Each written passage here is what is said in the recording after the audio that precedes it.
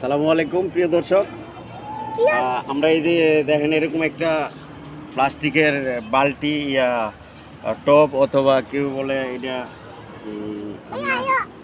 একটা প্লাস্টিকের বাটি, বড় বাটির ভিতরে আমরা আলু লাগাইছি। আপনাদেরকে আমি দেখাইতেছি আমাদের কতটুকু আলু হয়েছে। দেখেন, বিসমিল্লাহ। এই যে আলু, এই যে আলু, এই যে কত আলু হয়েছে। ঠিক আছে, আরও হয়তো এই যে ছোট ছোট দেখেন।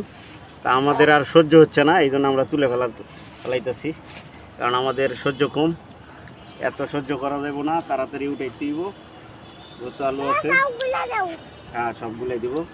এই যে প্রিয় দর্শক, আরও দেখেন, এই যে দেখেন ভিতরে এই যে আলু দেখছেন, এই যে কত আলু।